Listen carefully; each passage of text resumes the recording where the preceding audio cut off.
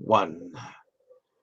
Hello, ladies and gentlemen, and welcome back to Inside Movies Galore. I'm your host, David Strege, and here in the room with me, I have director Emir Skolonja with me. He's returning to the show, but he's done a few things since. But I figured we'd go back to the way beginning and talk about first of all how you got involved in the independent film industry to begin with, and where you're from. Yeah, absolutely. Going back to the basics. I was born and raised in Bosnia. Came to U.S. when I was 13. Let's say this was 02, 03, I think. 32 now, so it's been a few years. I've I've always loved film. My dad, growing up with my dad, and it was always like that sort of like masculinity, like in films. Like I grew up on Eastwood films. I grew up on Stallone and Schwarzenegger and Dawn of the George Romero. So those were my early influences, Rocky and stuff. I don't like. I go from Romero to Rocky, but like those are that's my childhood. Okay. And like ever since then, I had like my mindset on like storytelling, uh, you know, uh, visual arts, so to say. Yeah, so that was like my upbringing, and then in high school, I took a bunch of like electives when it came to like new media, film, like design, and all that type of stuff. And then in college, I continued with film. However, University at Buffalo, which is the school I went to, has not a very friendly curriculum, not a very friendly department when it comes to mainstream, just point A to point B storytelling. It's all avant-garde. And don't get me wrong, I appreciate that stuff myself too. It's just that, like when you just do that, like you're just focusing on one group of people and having them craft their art, where else like the entire other student population just like sitting and twirling their thumbs. Mm-hmm. So I didn't last long. I just, it was a very bad experience, like being in this film school, and I, I, I feel that 3, 4, 5 years after I graduated, I learned more things by working with other people who didn't go to film school and just like making films on the go, just because like just for the sake of making films, just because we love making films, Mm-hmm. versus my 4 years of being in UB. So yeah. Okay. And let's see. The first film that I see here that you may or may not have done is Veronica. Why don't you tell us a little bit about that project? Yes. Years ago, that was my first full feature attempt. It had, by technical terms, it ended up being a full feature because it ended up being like 58 minutes or something like that, and I think a feature is classified like 45 or more. Mm-hmm. I think I could be mistaken. For what it was, one camera setup, one person doing things, with cast like just going haywire, like doing things on the go. It turned out all right. It had issues. It had issues with color. It had issues with sound. I know specifically in one scene in the office, it was one shot, like the audio is perfect. The next shot, it's like the treble is way off. Like you can barely hear the actor, and I was like, you know what? First try, done. Let's move on. Which is a funny thing you brought that movie up, because this was like seven or 8 years ago. We actually started pre-production to remake the film from scratch. Okay. I got a brand new actress who worked with me on The Holland Road Massacre, which is my latest film, was fantastic with another actress. So Heather Dunham and Christina Santiago, two lead ladies from Holland Road Massacre, fantastic girls. We had sort of like a Facebook live feed meetup. We went over things and casting, and we set up dates. Okay. And that's when the whole coronavirus shit hit. And we haven't done anything since because I've been working from home with my wife for the past, my God, going on a month and a half now. Yeah, we've been homebound. We haven't, yeah. So, but that's being made. Hopefully sooner rather than later. Now, what is Veronica about? Why don't you tell us a little bit about it? Veronica is, well, it's loosely based off of one of my favorite bands, Billy Talent. I'm more into an extreme metal genre. Mhm. I'm into black metal and death metal, but I do like other genres, and Billy Talent is one of the bands that I truly love. They have a song called Saint Veronica, Okay. which based the movie off of it.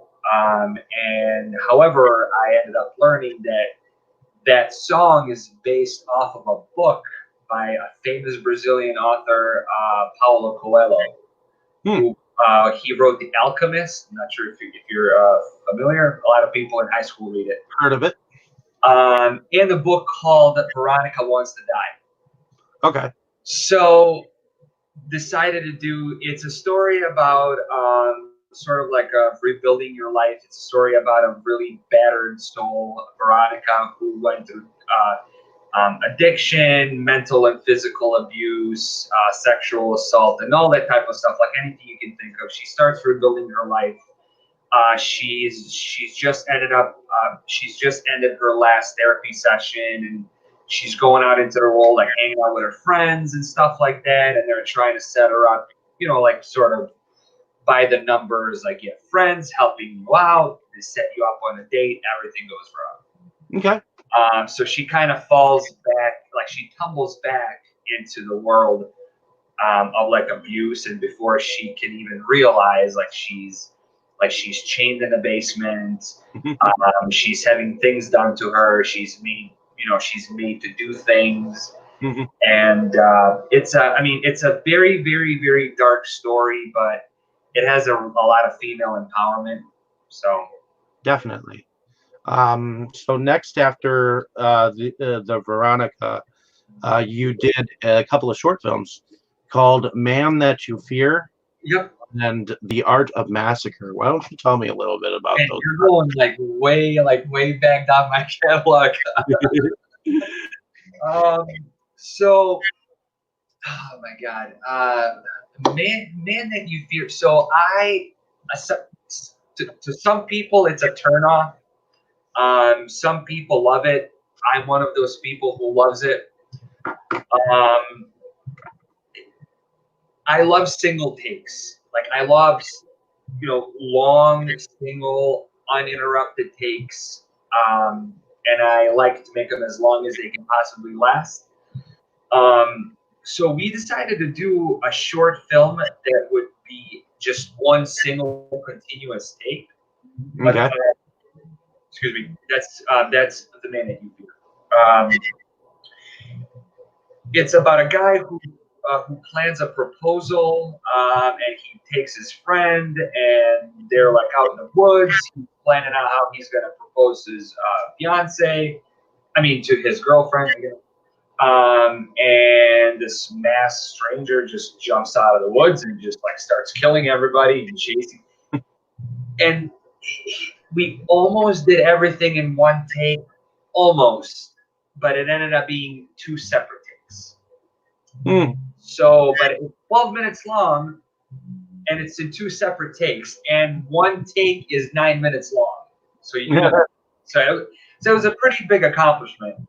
We rehearsed it a lot. We set everything in place several times. Did bunch of dry runs until it actually got going. So, Art of Massacre. My wife, who's been with me throughout this whole movie ordeal, She plays a girl who finds her boyfriend cheats on her. She catches him in the act. She takes him and his mistress. Next thing they know, they all wake up in a basement, and she's drilling kneecaps. She's pulling fingernails. She's pulling teeth. She's like drilling. There's like a bunch of stuff that we did. But it was like all homemade stuff. My good friend Josh Ibeck, before he moved to Texas, he did all of the special effects, and I mean they were fantastic. Okay. And then from there, were you part of a TV series called The Undead? Yeah, we did zombie series again. Me and my wife.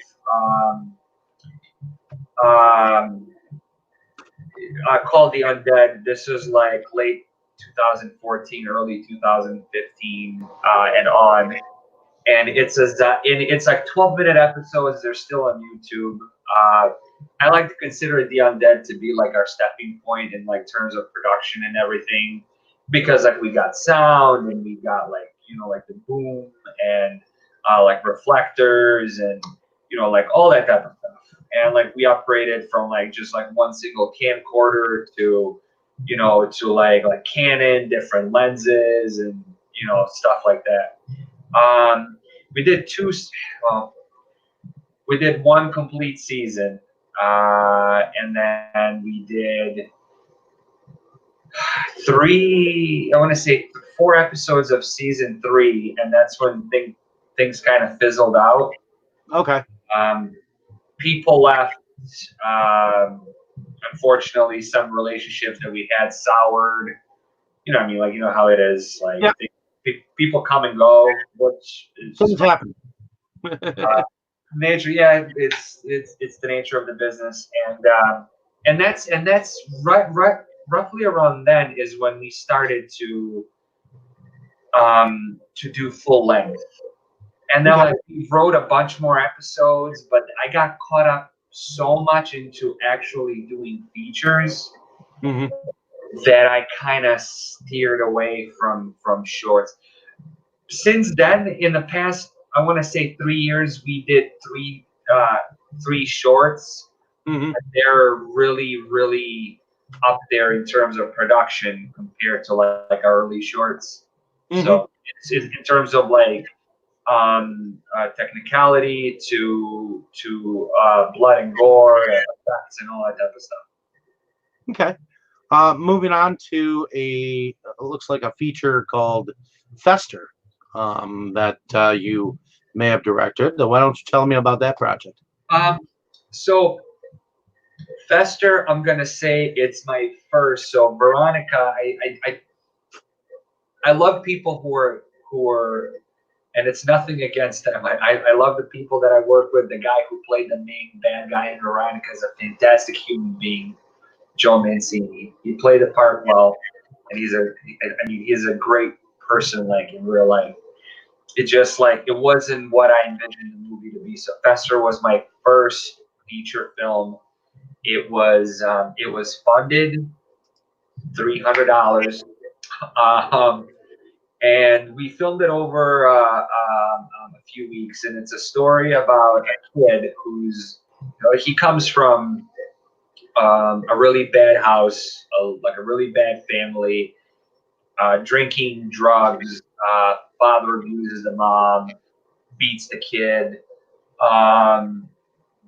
The young boy, Tommy Fester, snaps after he sees his mom beaten for the umpteenth time, slaughters the dad with 100 stab wounds, and he runs off. We fast forward, it's 25 years later, and he has developed this personality where he has like this zombie bunny, like Easter bunny mask, a hat and a tuxedo and all that type of stuff. And he runs through the woods and he kills campers. And I did it with my friend Ed Brown, who plays Fester. It's his character he came up with. Ed years ago before we met. Mm-hmm. And it was an experience. It's nothing against Ed, who he has his own vision, and there's nothing wrong with that vision. He's an artist himself. He's a good guy.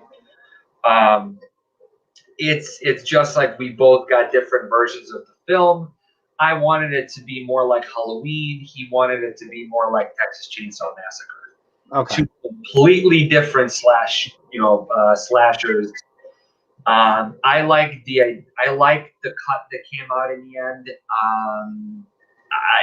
Many other people did. So it was kind of like a torn thing. Some people wanted more blood. Some people wanted. Some people were very happy with the subtlety of it. I mean, like parts of it were very grotesque. There's like a 3-minute rape scene. There's a scene where Fester, he rips out the tongue from the person. We actually showed the tongue being ripped out. There's an arm that's cut clean off, and blood spewing everywhere. And so, for an underground film, I really thought it did its job, like in terms of like shock value. But again, there was a difference of opinion. Some people wanted more. Some people were fine with what it was. So yes, those who have been desensitized by gore want more, and those who have, would not want to see the blood. Just keep it there. And that's how the original Halloween was. Like it relied more on like suspense and dread versus like just constant bloodshed. And that's what I try to do with my last movie, the Holland Road Massacre. We do have some pretty grotesque scenes, like some kills there, but it's more like it's mainly just blood that we use. So it's like a traditional by the book slasher where it really does not rely on shock. It doesn't rely on like how much blood and gore you can throw at the audience. Like there's a story, which is the meat and bones of the film. Okay. So after Fester, now where did you film Fester? You filmed it where you were living at the time? Yeah. So now I live in a tiny village of Angola, New York. It's a population like 800. It's close to the PA border on Lake Erie. Okay. I lived in North Towns, about 50 miles north, and we filmed it at this reservation, at this nature trail, Lockport Nature Trail. I filmed a bunch of things there because it goes on for miles and miles and miles and winds. It goes up and down in circles, so it's very easy to make it a different setting for each movie. And I also shot it in the city of Niagara Falls. That's where a couple of my friends at the time lived. I shot at their house. Okay. When I saw their house, I was like, "You guys don't do anything to this house because this house is perfect the way it is to show the crack addict, meth addict sort of setting for the movie." So okay. So after Fester, you got into a project called The Butcher, which is kind of where I somewhat got into your film work. It went into a distribution company called Legless Corpse Films. So why don't you tell me first how you got involved with the project and what it's all about? Sure. So at the time, I used to work, and he would end up producing a couple of other things after The Butcher. Sean Saramac was a good friend of mine at the time, and I'm gonna be honest. we literally came up with the idea and we're like, all right, how much can we do in this film before people like really get like pissed off and and turned off, I guess. But as I've learned since the project, it's very hard to turn people off. No. Like you said earlier, people have really become desensitized to violence and gore, which it is what it is, I guess. So like we'll see if anybody comes up with something new. The one thing I won't ever do is violence against kids and animals. That's I stand by that in my movies. There's like you're never gonna see a kid hurt in my movie or an animal. So we literally just sat down and we're like, we just want to see the first thing that we came up with was the effects that we wanted to do. Okay. We're like, you know, like what would be cool? Like, how about like a guy like just comes in like he starts like grinding the woman's boob like right with the cheese grater, and we're like, okay, I'll write a scene around that. So it's basically a movie about a guy who gets off on hurting women. He kidnaps them one by one, like he goes out on dates, he drugs them, and he keeps them in his warehouse. And the story kind of like picks up when our main protagonist, she wakes up in like this dilapidated warehouse, and there's two other girls who've been there for God knows how long. Mm-hmm. And the butcher, he comes in now and then, like into a scene. He does what he does to each one of them, and he leaves. Okay.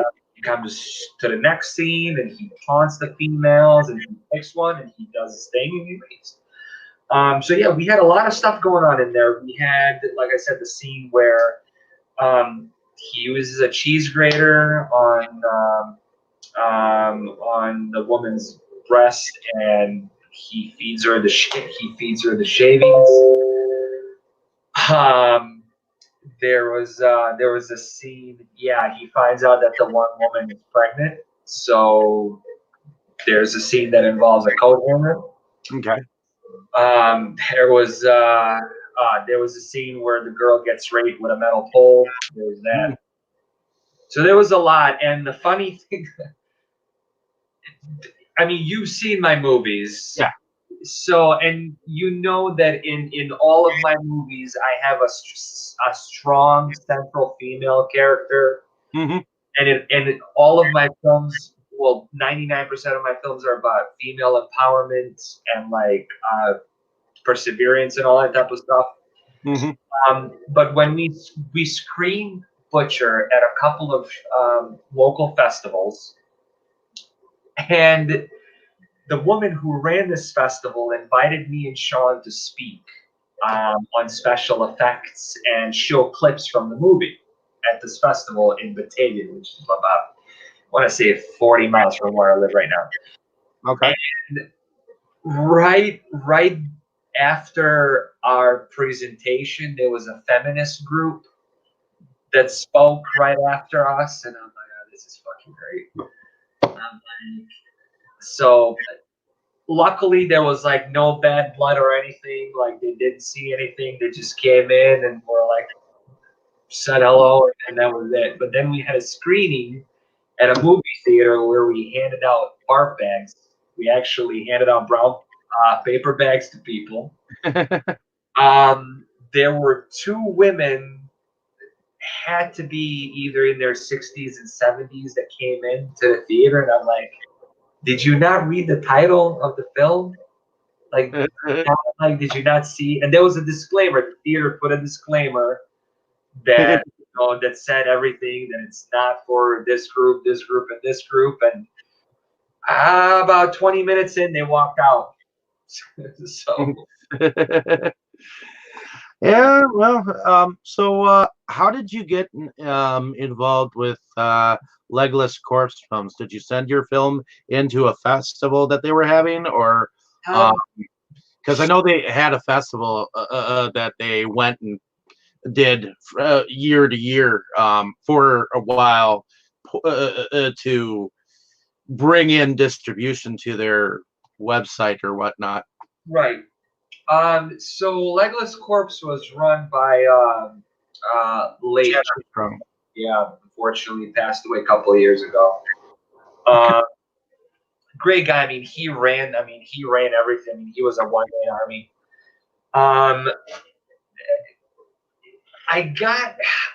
There was a Legless Corpse Twitter, and there was a Crypt something I forgot, and they had a channel, and they feature like a bunch of short films, and they would like, if a film was like a special enough, they would like do it as like a month-long feature where it would be like Legless Corpse selection. It was like starred, and Okay. it was like right there. So that's where Art of Massacre came on, and that's how I met two people. I met Chad, and I met Jack Davis. Okay. So Chad introduced me to Jack Davis, and he was like, "Hey, you got to meet this guy. He lives out in LA. He hangs out with Eli Roth and all of these guys." And I'm like, "Yeah, I'll do it." I was like 24 years old. I'm like, "Hell yeah, I'll do it." Like, whatever. Like, I'll talk to the guy who knows Eli Roth. So, Chad Smith gives my number to Jack Davis, and Jack calls me, and it was the weirdest, most bizarre conversation I've ever had with anybody. I don't know if it's one of those things. Though he's from LA and I'm from New York, so it's like two completely different things going on there. But like, he like asked me just like you did, like, how did you get into the film? You know, like how did you get into film? Like where you come from and all that type of stuff. So I literally told him, I was like, I spoke like 5 words to him. I was like, yeah, like, film has always been part of me. I was born and raised in Boston. Hey, man, I'm getting another call. Let's continue this conversation in a couple weeks. I'm like, oh, okay. I'm like, cool, whatever. So, like, he hangs up. This was like 6 years ago. I haven't heard from him since. It is what it is, but that's how Chad and I got in contact, and he actually had 3 of my films on Legless Corpse. He had The Butcher, The First Plague, and Flesh of My Flesh. Yep. And I believe that's when it's around that time when he started to have like a Blu-ray of your flesh out there, and I believe a Blu-ray of your the Plague, and I ended up getting a copy of the DVD of the Butcher and a DVD of the Plague, and it's like everything went kaputs with Chad's a whole thing. I'm glad you did. There are no, because those are the only copies left. Yep. So, so going after the Butcher, you ended up putting a trailer of yours of a Book of Blood on Grindsploitation. Oh yeah. Oh god. Yes. So Tony Newton, I'm pretty sure you're familiar with Tony Newton. Does a lot of anthologies.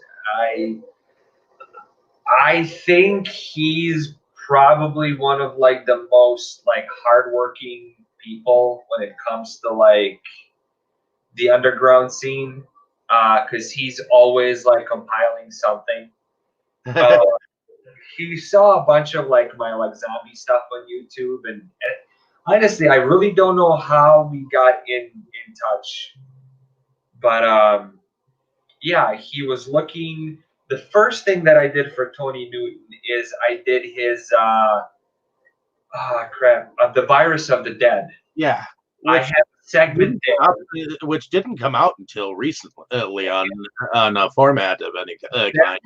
That was in production hell. So I'm gonna tell you this, and none of it was Tony Newton's doing. It was all red tape, bureaucratic shit, labels, and rights, and all the garbage that I try to stay away from. Yeah, there's a lot of evil even in the underground film scene. There's a lot of bad people who feel they're superstars. But yeah, so we filmed. This was late 2014. This was November 2014. Tony was like, "Yeah, it's supposed to be, you know, uh, it's the start of the apocalypse. You want to capture the pandemic like in your area." So we're like, all right. So my wife and I, because like at that time, like we worked on everything together. So we did a segment. It's a 4-minute segment, and it's all in one single shot. It's all in one single take, where we're packing up and we load the car up and zombies attack. There's a really, really, really, really cool scene where I'm taken away by zombies. Mm-hmm. My wife grabs the phone from me and she starts running away. She trips and falls, but the phone stays on the ground that you can literally see her walking away and the zombie legs slowly come into the frame and it's literally just a wide open field and it's literally just her running through that field and the zombies are like just like chasing after her.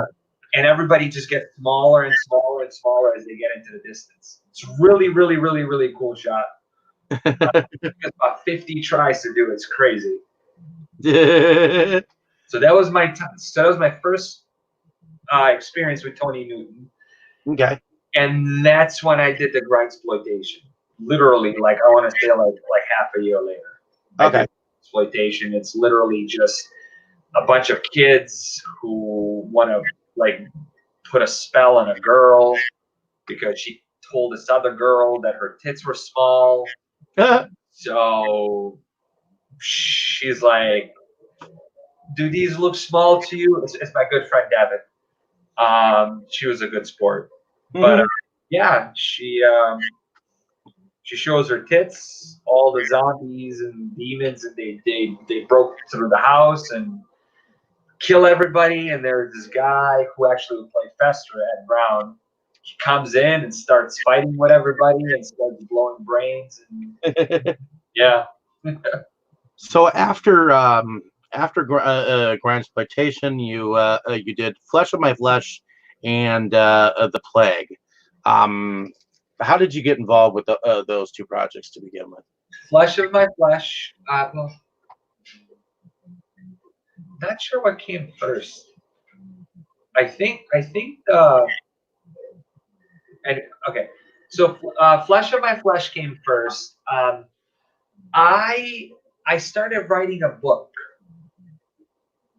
a while ago, and I wrote it. I wrote like about 30, 40 pages, and it's about a girl who starts getting visions, and she finds out that she's a product of a rape, and how she's got like this demon-ish type guy who keeps appearing to her every time like she passes out. Okay.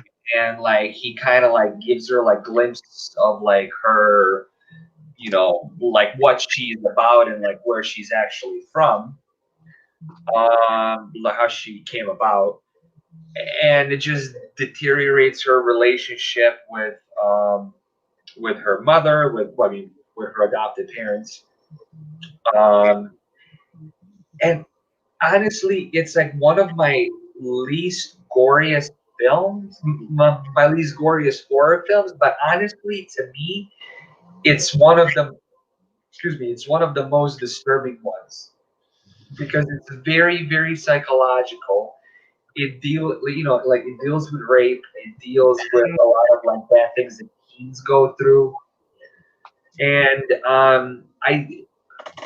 Galina Houlihan, who's appeared in a couple of other things, who's a great girl. She just played the part. She just played the part perfectly. So that's why I've continued to do things with her. But that was another film that I did with Sean Cermak. He's the guy who used to do my effects up until that point, and it was a good film. It was very rough around the edges. That's why I don't know if you saw, but I have a new trailer out for it. It's been off the market for a few years. Mm-hmm. It's actually being re-edited from scratch. It's literally going. It's the same movie. It's the same storyline, but there are three different scenes. There are three new scenes. There are a bunch of different shots. Certain scenes have been re-edited. It's got like the whole overhaul in sound.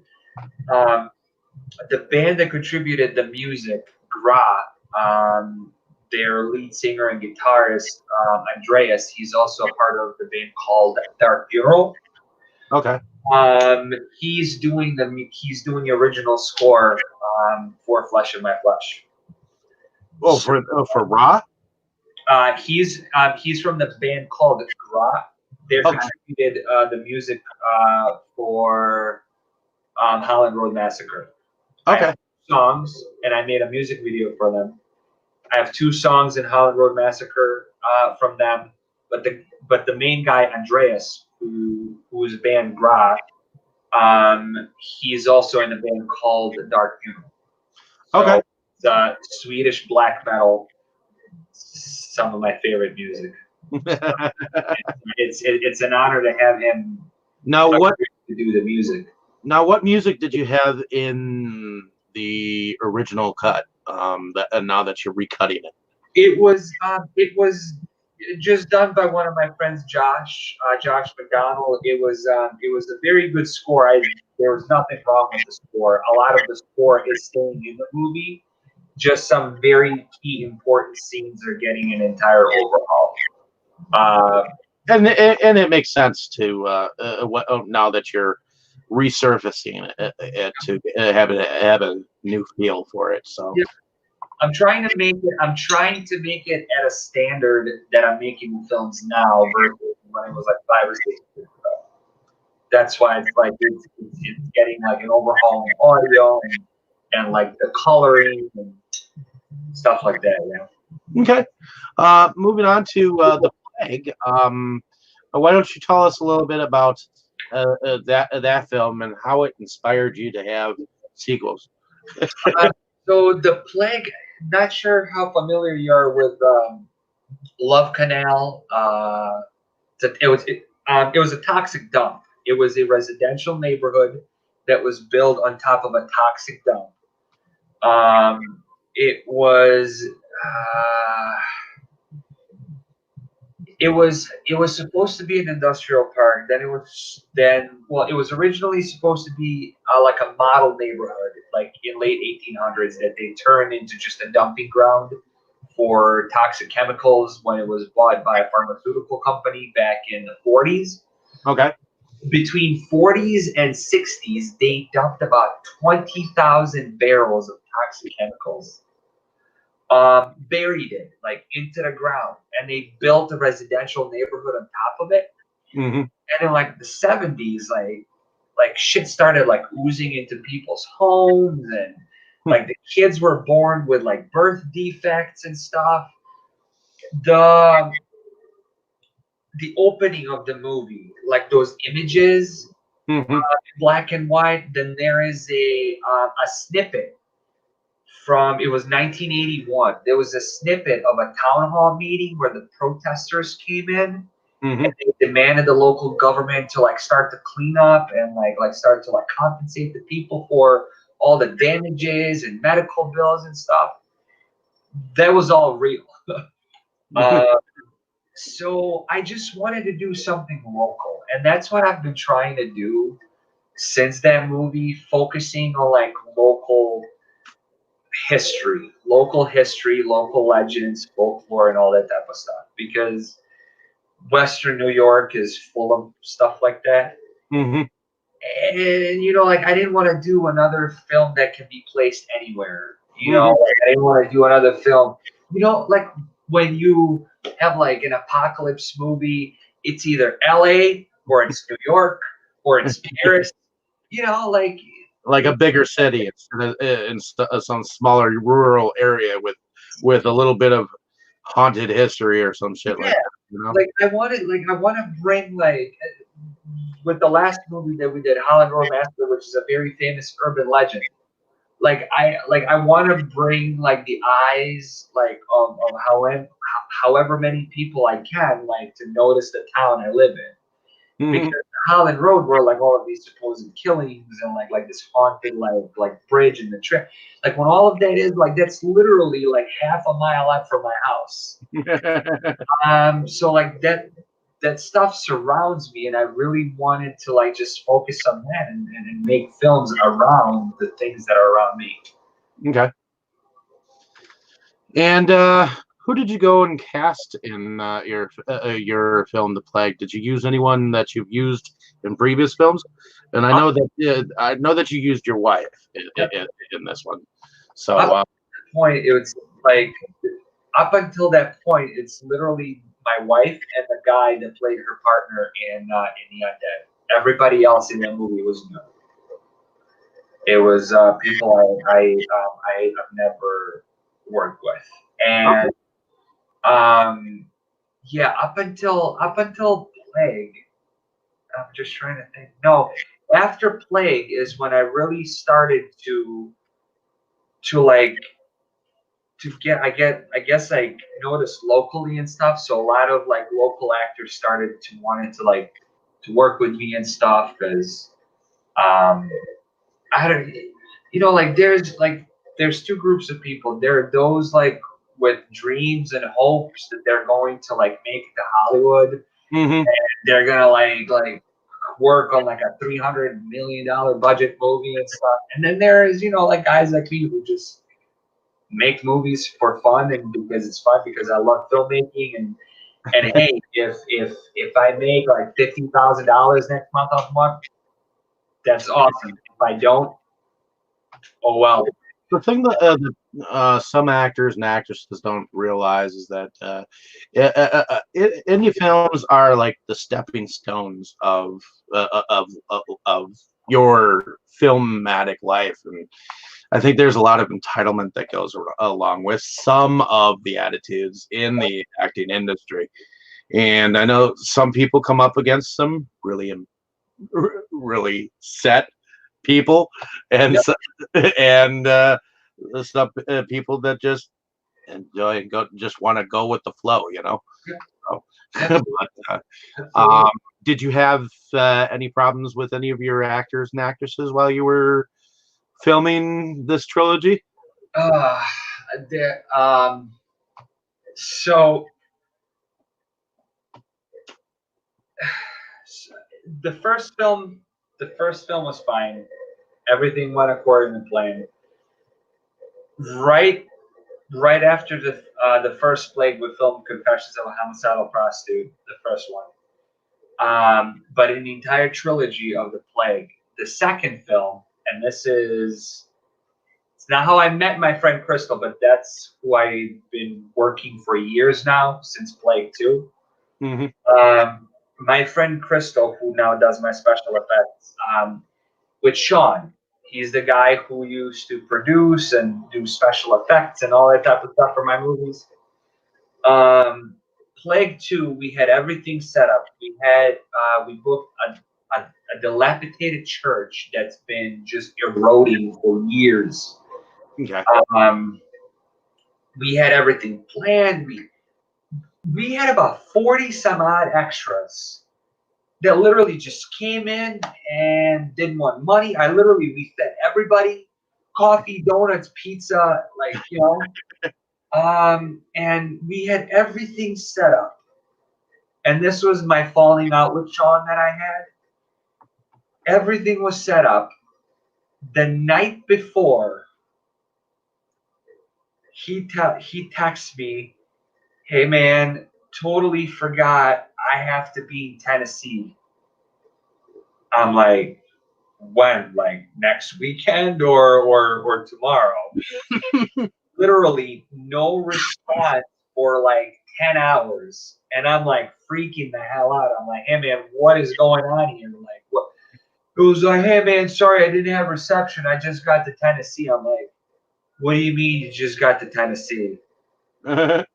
Because he was a paranormal like investigator, and apparently like there was some sort of a con or whatever the hell it was. Mm-hmm. And the night before Plague 2 started shooting, he left me high and dry with no like effects or anything. And I was like, dude, that was like not cool at all. Like literally not cool at all.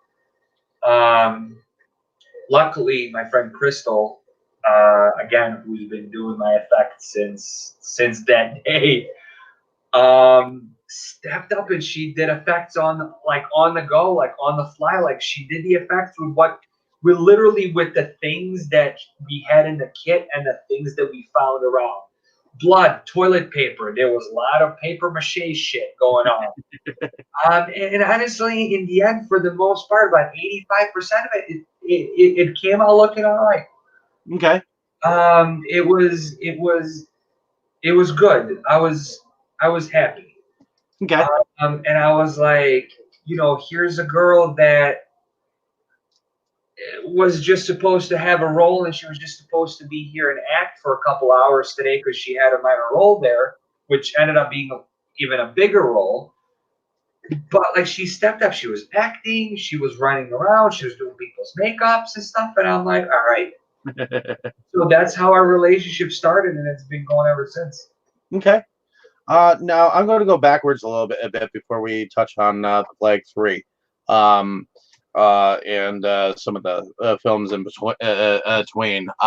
You went out and did Confessions of a Homicidal Prostitute. Yeah. How did you get involved with that project? Oh, I literally wanted to do something that was sort of a throwback to like drive-in exploitation features. That was supposed to be like a true, like when people gave me hard time when I did the butcher and stuff, they said like it was like anti-feminist, like anti-women. I'm like, come on, dude, it's a movie. Casting my wife to be a main protagonist to kill like 100 zombies in a plague wasn't enough, I guess. So literally, Confessions of a Homicidal Prostitute was, I think, is like a true like female empowerment. It's a revenge story. There's like this really shy and timid prostitute that is like kind of just sort of like abused and like pumped with drugs and shit. And one day she goes to a house call and she just snaps and starts killing her clients. Like she does a number on her pimp. There's a really nice scene where like she rips his dick off. Well, no, she actually uses like just paper scissors to cut his dick off. And then she smacks him in the face with it. And yeah, I just wanted to do a revenge film where like a woman literally just takes everything like into her own hands, and yeah, that's it. And that led to a sequel, which was actually done with Crystal Shank. So, well, and you also ended up having your Confessions of a Prostitute on something snazzy like that. yeah, it was a box by Underground Gorlectors, film by Daniel Conan from Germany. It was a limited run. I think it was about 100 copies. Yeah. And it came as like an old-fashioned cassette box, but it's still a DVD. Yeah. But it has a ton of features on it. Yeah. Oh yeah. Oh yeah. He definitely helped deck you out a little bit, and that was actually kind of cool. Yeah, that happened. He's a good guy. Daniel's a good guy. But also your Plague ended up. They're hanging right here. They're hanging right up, on the shelf, right by the door here. I'm in my office. Well, I still have yet to find a proper place for them, but I'll find the proper place for them eventually. But in any case, moving on to let's see. So did you work with anyone that you'd worked on the plague with in Confessions at Casey. all? Okay. Casey's the creepy zombie that crawls out of the sewer. Okay. She has like pajamas and like a raggedy teddy bear. Worked with her, and she's one of the nicest people that you're gonna meet. She will do crazy things for film. She will do a lot of stuff. But she's a sweetheart. She has a really good head on her shoulders. She's a good friend. She's a Okay. very nice person. Yeah, the three things that I did with Casey were the plague, Hmm. um, Confessions 1 and Confessions 2. Okay. Uh, Um, she's great. in between the Plague 2 and Confessions, you did a short film called Melancholia. Yeah. Um, uh, I guess that was an experimental short that you did. How did you get involved with that one? It was. So Melancholia was one of those things like I want to do it for myself. Hmm. Where it was like I'm not gonna lie, it's not a secret. I've been dealing with depression like pretty much like my whole life. Like depression and just like being down and out. I mean, like it gets bad. I'm not gonna lie, it gets bad at times. It gets bad where the only thing I want to do at times is just want to like lay in bed and not get out and like just suffocate. But I have a lot of healthy outlets, like my films, my books, my family. So I'm grateful for that. But Melancholia was born out of that. It's an experimental film. It's got a lot of disturbing imagery, and I wanted to just kind of portray like how I see like depression and mental illness, Hmm. and just kind of dealing with that. And for that, I worked again with my good friend Michelina, who was in Flesh of My Flesh, who is in a couple other things of mine, and a couple of newer people, Catherine Fudge and Robin Elise, were in there. Okay. Um, Great people, and Al Baker. You've seen Al Baker in The Plague, Yep. Holland Road Massacre. He's in there. Jericho. Al Baker is one of those people where you're filming on a Saturday morning at 7 a.m. and something happens where you need somebody to cover.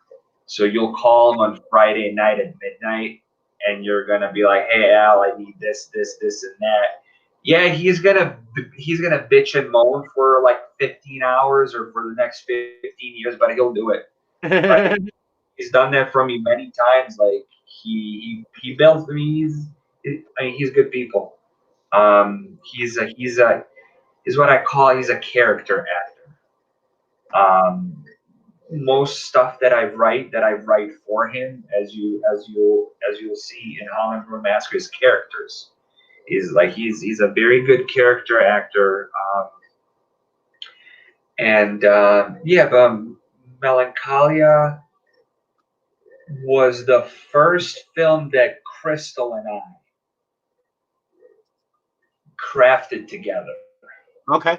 A lot of the it's I know it's just an experimental horror film that deals with depression, but there is about 10 minutes of like just unabashed like brutal gore in a film.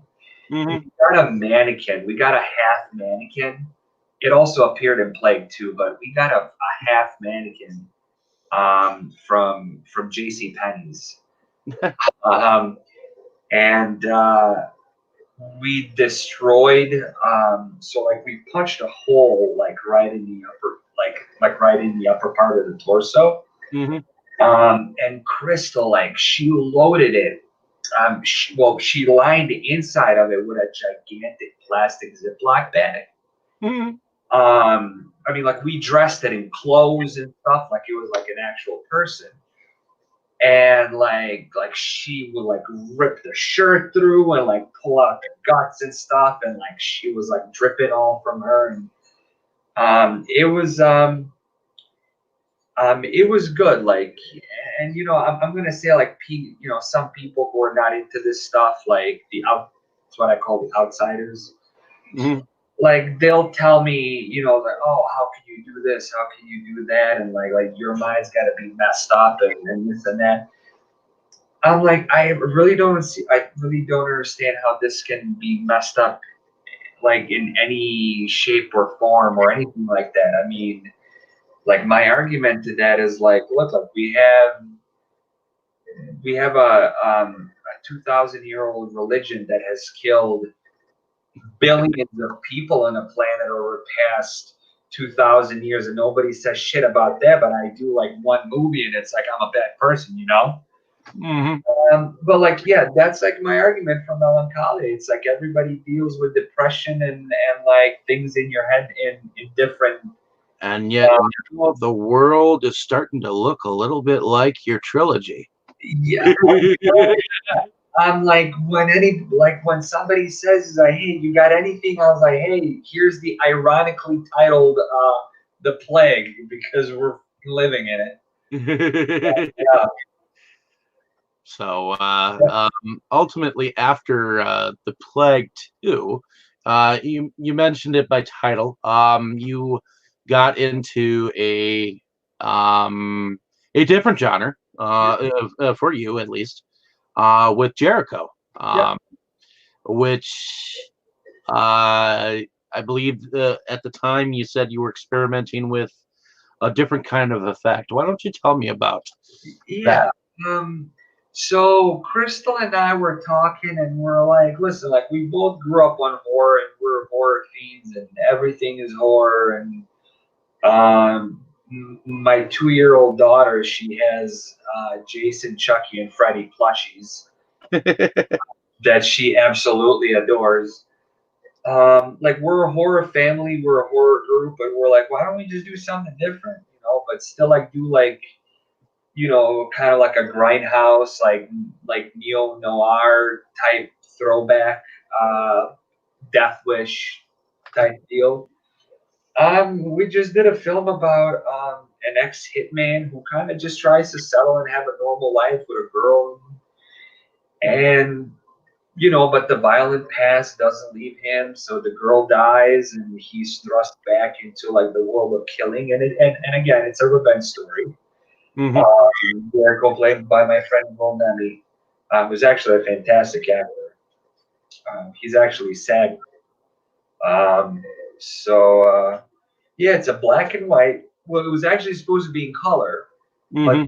editing, I I I edited a few scenes with some pretty high contrast in black and white, and I sent it to cast and crew, and I was like, "Hey, what do you think?" And everybody was like, "Black and white." So we did a black and white, but yeah, I kept blood splatters. So like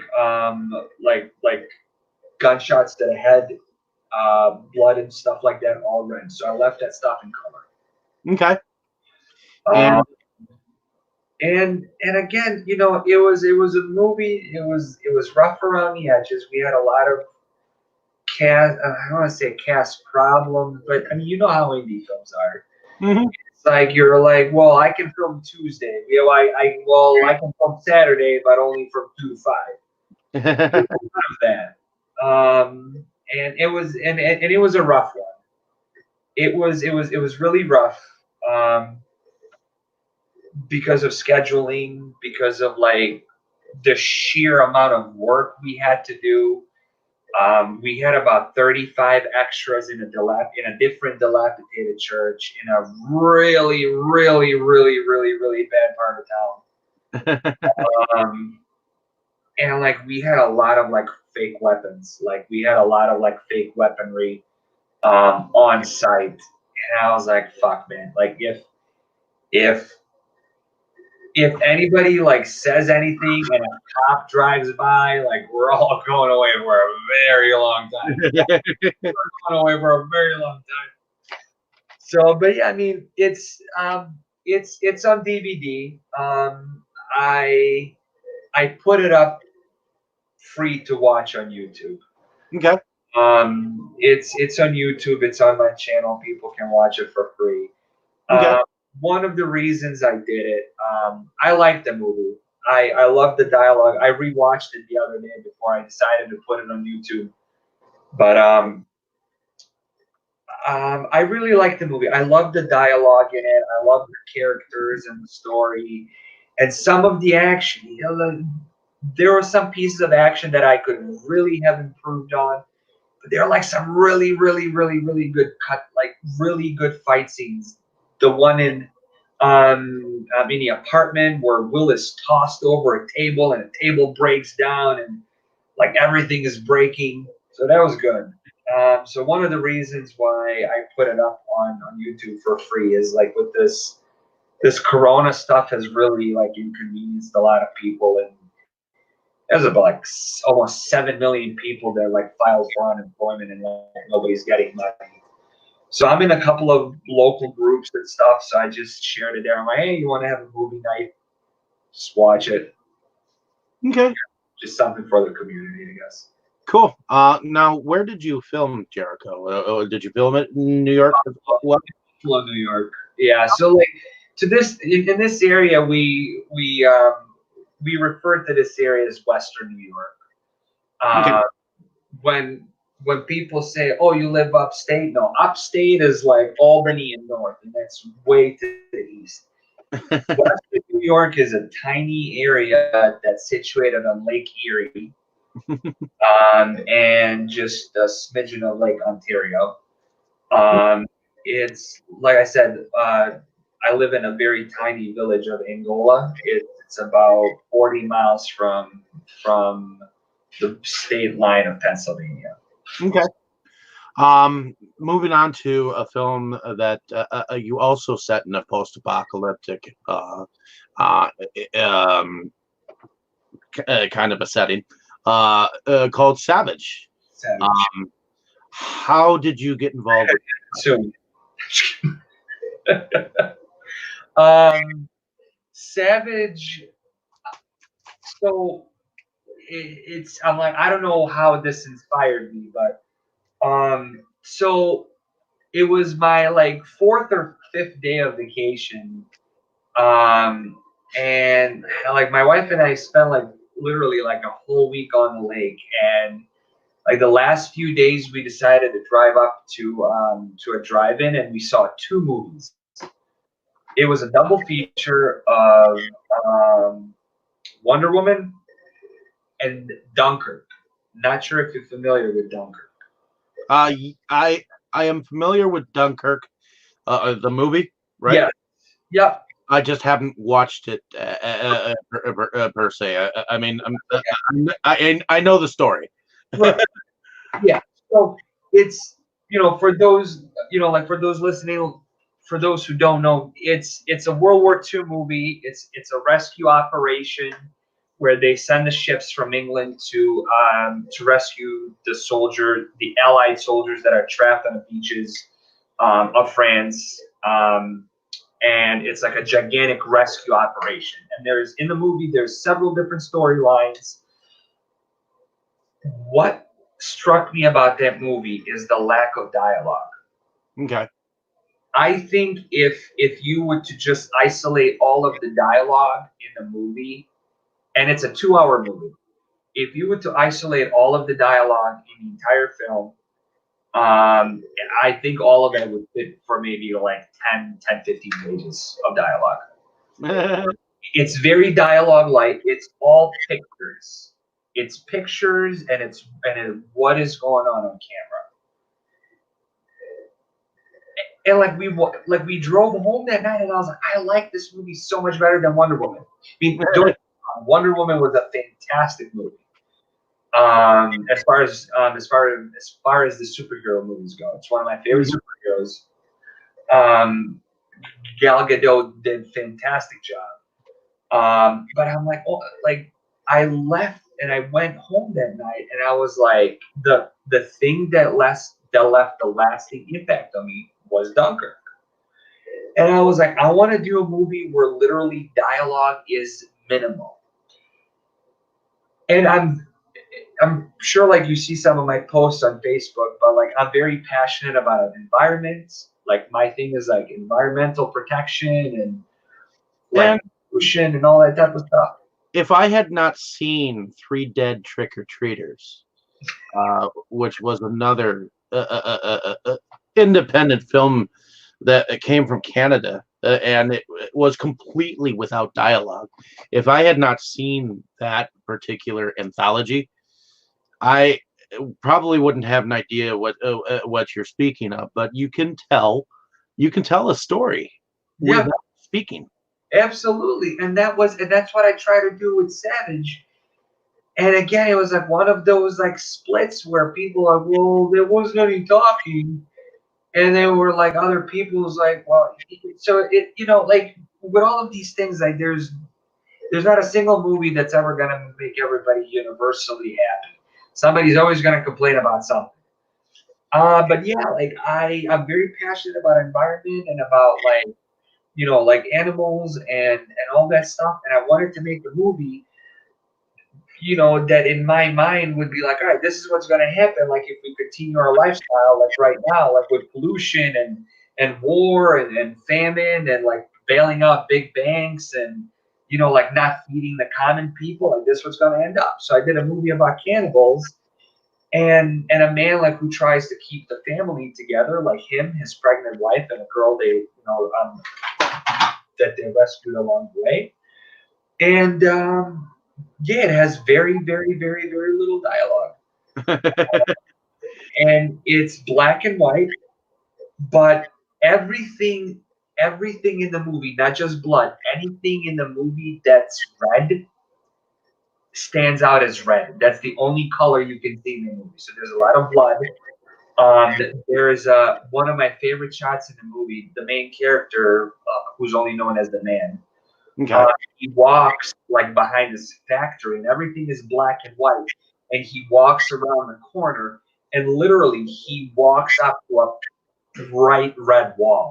So everything is black and white. The sky, he's black and white. The ground, and he stands in front of a bright red wall, and that's one of my favorite shots in the movie. So. Okay. Um, now, if there's anything that you could take from any of the films that we've talked about before and remember in your mind, what would any of these moments be? Man, that's hard to. I mean, that's really hard to pick. But honestly, it's like, well, one, it's working with my wife. Like she acted in high school plays and was like in musicals and stuff, but like it really like took her out of her shell. Whereas, like, I mean, like she doesn't strive. Neither of us strive on attention. Like, neither of us want any attention. Like, but like this stuff has broad attention, so it's like my inbox blows up like 100 times a day. I read to like like 10, 15 messages. Um, and like it's like for the most part we're pretty like private people, like when it comes to like, I mean, like we share stuff on Facebook like about our daughter and family, but it's definitely like working with my wife on like really creating like some of the things that have like really been monumental to like what I'm doing right now. Like, there have been many times where I literally wanted to be like, oh, screw this, like I'm done, I can't do this anymore.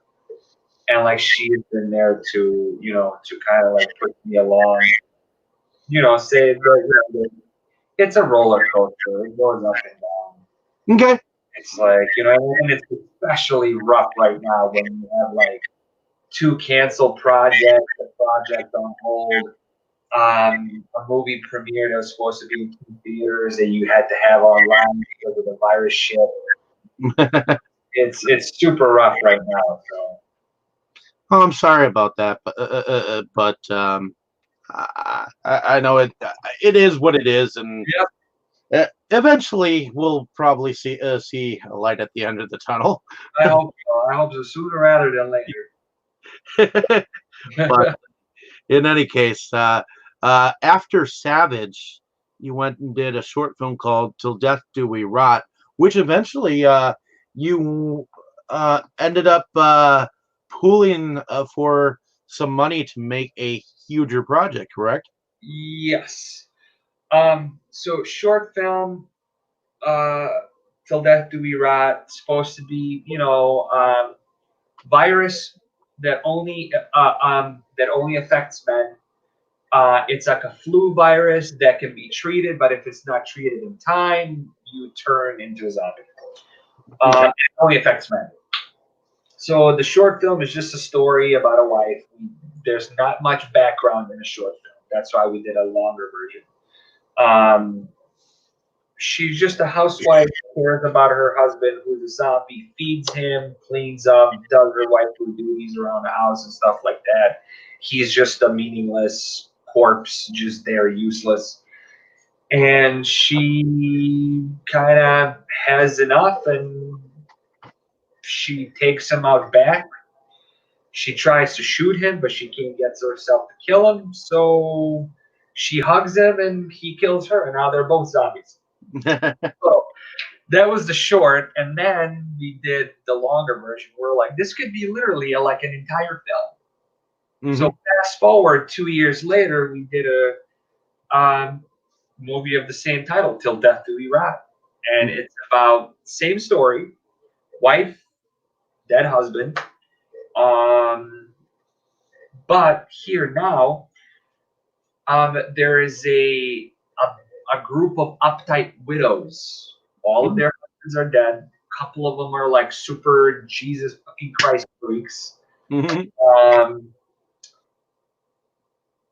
The wife, she stalks men and she kills them and she brings them home for her zombie husband to eat.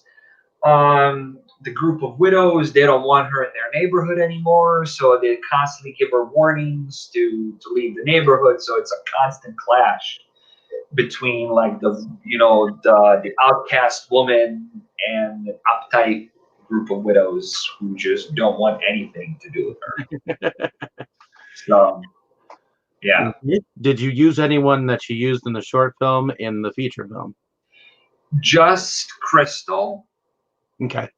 And Jake. They're the couple that was in the short film. Okay. Now, how do you feel that the film turned out? I thought. See, that was another thing. It's a romantic horror comedy. Okay. So it's like, yeah, you advertise it. Yeah, there's a lot of blood. Like, there's a lot of bloodshed. There's chopped off limbs. There's there's gore. But like, you have to advertise it to different people different ways, like to appeal to a mass audience. I'm like, yeah, it's romantic, Valentine's, like it's a perfect movie to watch for Valentine's. For Halloween, it's like, hey guys, zombies and a deranged wife feeding feeding victims to her zombie husband. I thought it turned out to be good. I'm very happy with it. It was. I got really, really, really sick towards the end of the film. So all of the part that we filmed in the woods, I was filming it with a fever. I was running a fever for like 2 days, and that was just wretched. That was terrible. But I thought it turned out great. Like there are some funny parts. I got my point across. My point was my point was marriage equality. You can't preach to people what they should or shouldn't do. Just because you don't believe that gay people should you know should not get married, all the power to you, but don't try to put that on somebody else.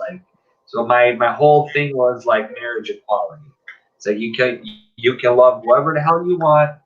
You can do whatever the hell you want, and but you shouldn't be that person that judge to tell somebody that you shouldn't do that just because I don't believe in it. So it had a little bit of an an undertone for it. Correct. It was Correct. it was pro LGBTQ, I guess you could say. Have you ever read the book Ayn Rand's Anthem? No. Read it, and And then read it, and then later come back and tell me what you think. okay. It's called Anthem.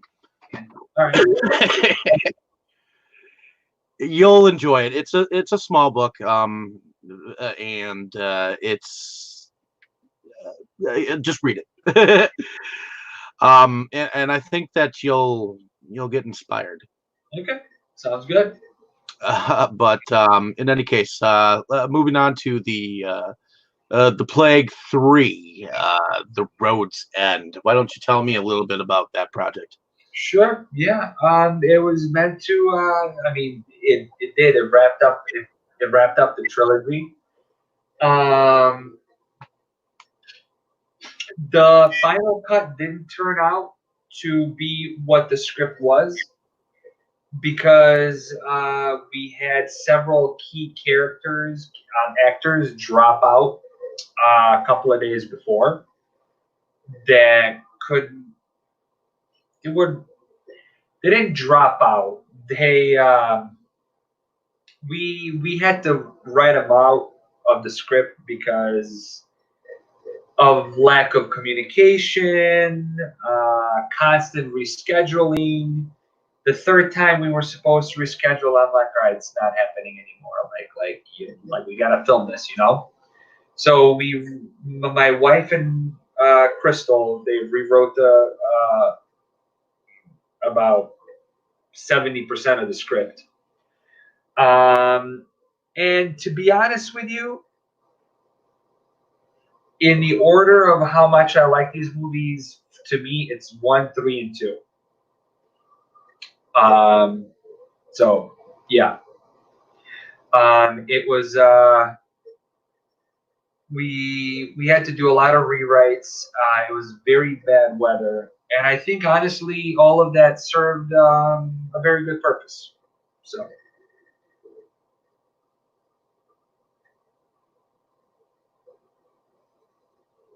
Hey, David, you there?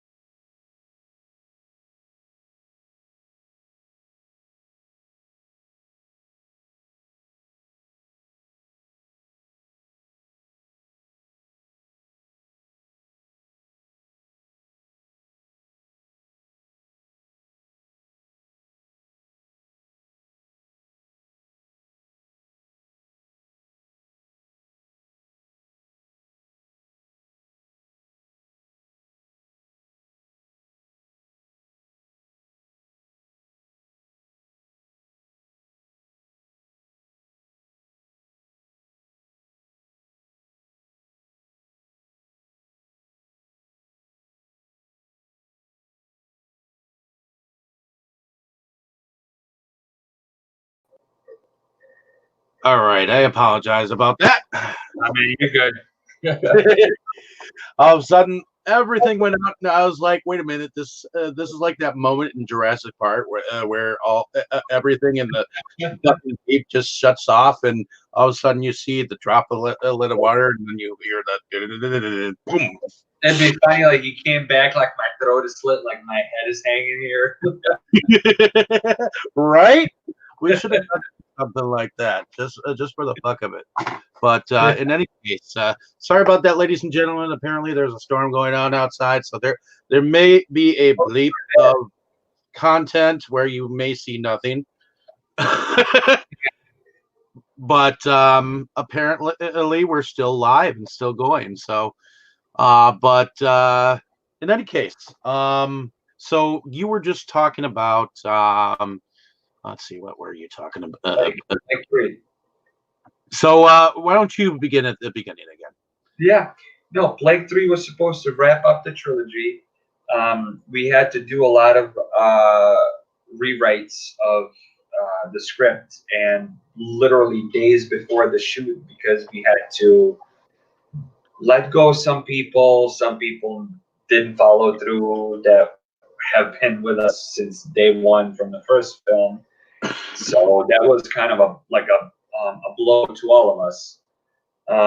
So yeah, my wife and Crystal rewrote like 70% of the script.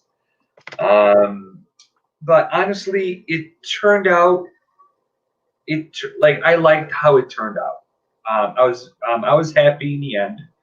I even got to put my 8-month-old daughter into the movie at the time, so it was good. I felt it had sort of it was a grim ending, but I guess it ended with some hope. So, but it's like the road's end. It's like everything that happened up until that point. It's like it's done. It's done and over with. So it's like kind of like a new beginning, I guess you could say. Okay. And did you film it in some of the same areas that you did the other two, or Yeah, did you? for the most part, in Machias, it's a small town, like an hour and 20 minutes from where I live. Okay. There, Buffalo, New York, general areas. Yeah, like just like Western New York. Okay. After the Plague 3, you did Dying Embers. Mm-hmm. Why don't you tell me a little bit about that project? Yep, that's another one, non horror inspired film, with the guy who played Jericho in Jericho, and my friend Michelina, who was in Melancholia. Just another film that deals, well, this is a little heavier. It deals with bullying. It deals with bullying, broken homes, depression, mental illness, not fitting in, drug abuse, sort of like everything piling up on just like like a lone teen girl, and sort of like her own way of coping with everything. Okay. Again, I picked Michelina for it because she just does a fantastic job. And then, I mean, she's a very nice girl, but she plays doom and gloom really well. So, um, yeah, it's like to me, it's an important film because it really deals with a lot of like relevant social issues. It's like if you're depressed or like sad or down and out, like society is just like, oh, suck it up. Or really shouldn't be like that. I think like your family should be like your first kind of like a buffer. Okay. It's like the whole thing. So that was like my broken home aspect of the film. The bullying, which is just a standard storyline, everybody goes through it today, I guess. It's sort of, it's kind of sad, like to the extent that some kids go through. Hmm. So I've seen a lot of people in high school that I went to um, get bullied to no end, and I'm there like on the sidelines, and it's like if you say something, if you step in, it's a fight. You know, Exactly. I mean, it's such you're an ugly situation. you're almost better off just watching from the sidelines sometimes, because otherwise, then you get involved and be Yeah, and are bullied. You yeah, know, yeah, it's yeah. sad. It's sad because it's like you wish that they could pick on someone your own size, or Yeah. But Yeah, no, I got involved in it a couple of times because it's just like it's like when something's not right, it's not right. Like standing on the sidelines, it's like you might as well join in and bully. But like the high school that I went to, it was so one. It was racially divided. hmm It was like in my high school, we had a part of a hallway that was called Black Wall, and that's where black people hung out. hmm Literally right next to that wall was where the preppy junior seniors with pink shirts and pop collars and like flat brim hats. And it's just them. It was so segregated, divided. It was so cliquey. It was like, and I was just a kid, like was trying to fit in, like with whoever. Like I played soccer, like I played soccer like my entire high school. I was in drama club, Okay.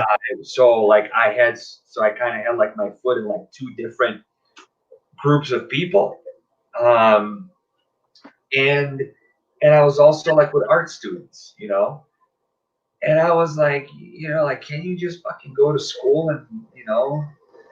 And then like at prom, like everybody's crying, like we're not like fuck you, I don't want to see you again. I'm like, get the fuck out of here, you know?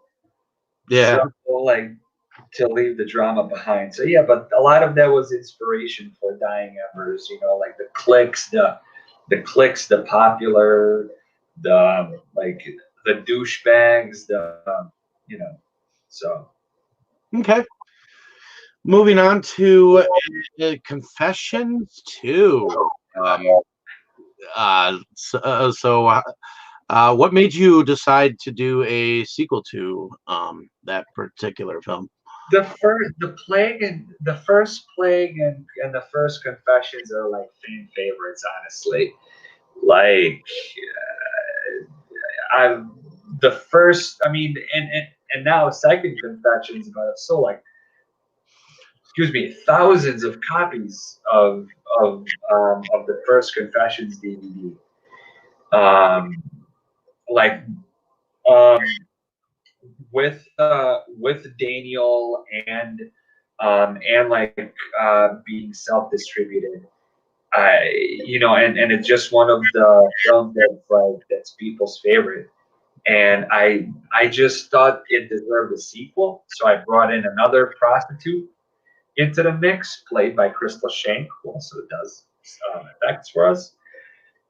And so now this time, like I had the girls on the run being pursued Okay. by a sadistic gun for hire, Paul McGinnis. Paul Okay. McGinnis is a very, very, very nice guy. He's a local actor. He's actually a pretty big local actor. He was very heavily involved in Gregory Lamberson's Killer Rack. Okay. So Paul is on board to do a lot of this stuff with me, and I really appreciate that. And I feel bad casting him in these bad guy roles because he's such a nice guy, like in real life. But he Okay. plays good bad guys, and yeah. So he was in the second Confessions, and Okay. He's actually been in a lot, been in quite a few things. He was in Return to Nukem High, Volume 1. yep. He was in let's see, post-apocalyptic Commando Shark. Yep. Yep. Yep. That was a good movie. I like. I like that movie. So do I. So do I. I mean, it definitely had its intrigue. But in any case, moving on to Anathema, which is another non-horror film. Yep. Why don't you tell us a little bit about that project?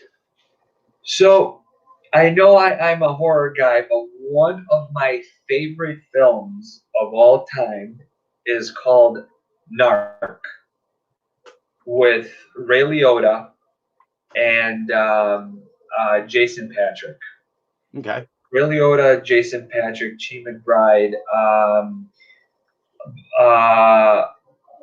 Busta Rhymes has a part in it. It is actually a very important part. And it's a really hard hitting thriller. It's like corruption, dirty cops, and I wanted I wanted to make a movie like that. I wanted to make a very bleak movie, with twists and turns unlike in Narc, I cast a female to play the main detective, Jackie Chambers, played by my good friend Cassie. Yeah, but the film is about just a like routine drug bust that goes bad. Her partner gets shot. She's there trying to get him, back to life, but he dies in her hands, and she has to give a deposition, and she's investigated. But she realized why is she being investigated. Like all of this smells like a setup. So that's where the movie kind of picks up, and it's like kill them by the numbers. So nice. Well, yeah. I'm glad that you were able to get to work with an actor that worked with Greg Anderson. I've actually had Greg on the show before. No, nice. I think I knew that. I think I did. Yeah, but Paul plays a bad guy in Anathema too. Definitely. Yeah. So why don't I know you've been talking about it all throughout the show. Why don't you tell us a little bit about your newest feature here, and then if there are any other projects that you want to go on and tell the audience about that you're working on, that'll give you a spot there too. So sure. Yeah, no, Holland Road Massacre, The Legend of Pigman is a movie. It's inspired by a local legend of Pigman. About half a mile to a mile from my house here, there is a road called Holland Road, and it starts like a regular street, but then it narrows. It narrows drastically, becomes a single lane that goes both ways. So go figure. okay. And it passes through two bridges. So there's like two tunnels. And you literally have to honk your horn because it's a blind spot, and there's many accidents happen there. And there's a blind spot there, so you have to honk your horn while you're passing to let anybody know on the other end, hey, stop. So there's an urban legend about a guy who used to wear a pig mask. Okay. A really deformed, grotesque pig mask, and apparently three teenagers came onto his property, is like ghost hunting and all that type of shit, just being teenagers, and he killed them. And there's some other, like, I'm pretty sure embellished aspects of the legends, like where he like stuck their heads on a spike. He used to hang his victims like off the bridge, because the tunnel where the road narrows, so that tunnel, right above the tunnel are the train tracks, and the train Okay. passes by like every, I want to say like 20, 25 minutes. Okay. Complete separate story. Half a mile down those train tracks in 1868 is where the most famous train wreck happened. Okay. Where the train, the last two cars dislodged from the rest of the train and went into the gorge, and 50 people burned to death. So that site is haunted now. I'm writing a book about that actually. Yeah, so I made a film about, and I'm very proud of it because it's a non-linear story. It's told from a couple of different perspectives, through a couple of different timelines that are happening simultaneously. And it's a story about three strangers that sort of, they're unrelated, that sort of get caught into they get caught into like this really bad snowstorm. They get lost and they slowly get picked off one by one and stalked by pigmen.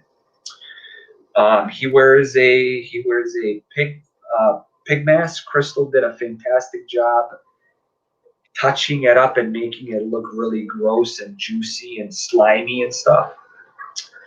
So yeah, Okay. it's I'm very, very, very happy. Like, we had theaters lined up to screen it, and the whole Corona shit happened, and we had an online premiere. We had an online Vimeo streaming. It's still streaming on Vimeo, but it's on DVD and Blu-ray right now. And we are hoping that this passes soon, so we're able to do at least a Halloween screening. So Okay. Now, are there any other projects that you're getting ready to, or want to tell the audience about, that you want to, once this coronavirus it gets done with, to accomplish? Well, yeah, so there are a couple of other things that I did with Pigman that are available right now. And one of my favorite bands, Gra, that I mentioned earlier. They gave me a couple of songs. They allowed me to use a couple of their songs in Pigman. So we did a couple of music videos for them. One has a Pigman footage, and the other one has a footage that the band already had started to film a while back that we actually collaborated on. So I urge you to check out their music, you and anyone who's listening and watching. Great guys, great band. They, like I said, Andreas is doing the music for Flesh of My Flesh, so can't wait for that because he's a fantastic musician. There is a movie, and honestly, to be perfectly frank with you, so Veronica is on hold indefinitely. We'll see how Okay. how that plays out. I hope it's again sooner rather than later. Veronica is still in pre-production, I guess, and an environmental survival horror film, again with my friend Nicolina, called Anthropocene. It's a movie where the world has ended, and one single lone girl has what we're led to believe the last drinkable bottle of water.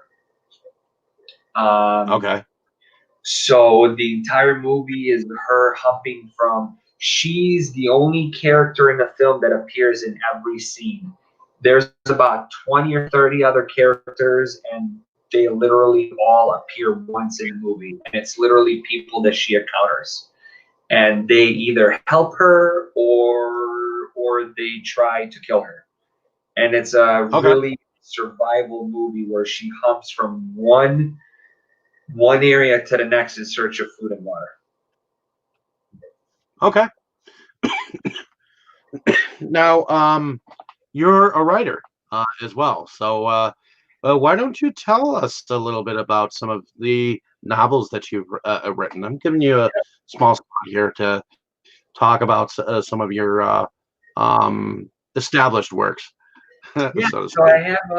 I have two novels based on the first two Plague movies, Plague One and Plague Two. So those are available as novels. They go into a lot more depth than the movies.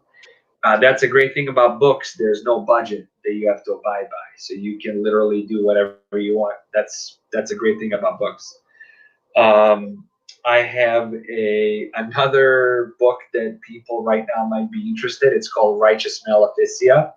It takes place during the Middle Okay. Ages. It takes place during a plague. It takes place during the Black Death. Um, and the church is killing off the people who try to use like black magic or herbs and stuff because they think they're in the league with the devil and stuff like that. So they like literally kill half the village. And one peasant, Edgar, he actually starts practicing black magic and he sells his soul to the darkness and the dark powers in order to be powerful enough to actually fight the church. So a couple of things, Okay. but above all, it was a book that I wrote because of my resentment towards the Catholic Church. So, um, yeah, Yeah, the Catholic Church, they their history is yeah, something else. yeah, Being a Lutheran, growing up, and having a, a grandmother who was in the Catholic Church, and yeah. I know my sister, her fiance was part of a Catholic church, and uh, the Catholic priest wanted so much control over my sister's wedding. Yeah, But that was like when my wife and I were getting married, like she was like, "Would you get married in a church?" I'm like, "I don't care." I'm like, "I'll get married like wherever." But then they started talking about, "Oh yeah, you have to go to these classes. You have to go like 6 months. It's like every Sunday." I'm like, "Forget it." So my friend did it, and they were like, I don't know, like what's it, like priest or pastor, like whoever, like they would go once a week Sundays to like these like hour sessions or whatever, and they were like asked these stupid questions, like, and they were supposed to make it believe like they don't live together or something. I'm like, niggas, forget that, man. Like, it's like seriously, come on.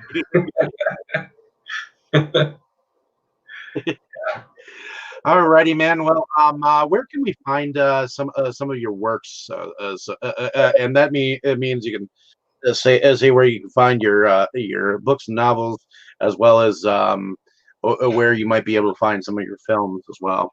So all of my books are on Amazon. You can literally just search my name, Emir Skolonja. And like all of my books are on Amazon. Um, uh, Till Death Do We Rot, Dying Embers, The First Plague, and Savage are all streaming on Amazon. They're all in Prime. They're all in Prime Video.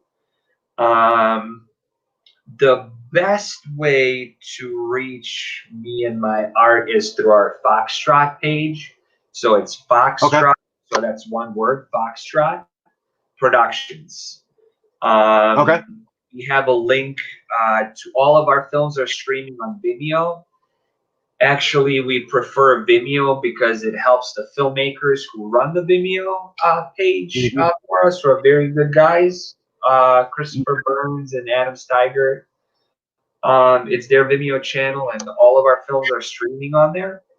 Okay. It's actually a lot more indie friendly than Amazon, who pays crumbs to filmmakers. I mean, again, it's not all about money, but like once a company's profiteering off of you, I guess like you should make at least something. But yeah, on our Foxtrot Productions page on Facebook, you can literally just put Foxtrot Productions. Um, we have links to Vimeo. We have links to all of our DVDs. It's all there. We actually have a sale. All of our DVDs and Blu-rays right now, except Holland Road Massacre, are all $5. It's our Corona sale. But yeah, or you can search me on Facebook, Emir Skolonja, at my author filmmakers page. So everything is on there. It's out in the open. Okay. Well, I appreciate you being able to come on to talk about your films once again. But I also wanted to get a full complete one since you've done some stuff since we last spoke. So, It's been a while. but now, eventually, this will probably within 24 hours. Probably this will go up on YouTube, and I'll put a collage together of all the films that we have talked about, and when it does show up on YouTube, I'll tag you, and then you can share it around to. Yeah, definitely. Hey, thanks for having me, man. I appreciate it. I love doing stuff like this. So, in any case, thank you so much, and I think that's all the time that we have for today, folks. Stay tuned tomorrow. I do have an interview coming up with another director, which has actually nothing to do with horror. My first time actually talking to someone who has nothing to do with horror, so that's another movie. Hey, so, break that old habit into something new. Let's say good night to the folks out there. What's interesting is you were talking about a film that you didn't need to express too much dialogue. Well, tomorrow night, our channel is discussing Quest for Fire, which has no subtitles, and it literally has a totally different language that was created specifically for it. Yes, yeah. Which would have been kind of a film up your alley. But you have a good evening, folks out there. Definitely check out his stuff. He's got a lot of stuff planned, and I honestly think you're one of my favorite younger people out there in the independent world out there. I just have been more involved with other projects. I would love to produce behind you. It's just I got involved with some old school people. So you can make it happen. You've collaborated with people from literally, I kid you not, on Anathema and Holland Road Massacre. We've collaborated with people from literally like all over the world. So cool. We can make it happen. Definitely, man. Well, in any case, I'm gonna let you go for right now, and just watch his films, man. Give him the watch. I think he's one of the more talented people out there, especially since he's plugging it and doing it on his own. So thank you so much for your time, and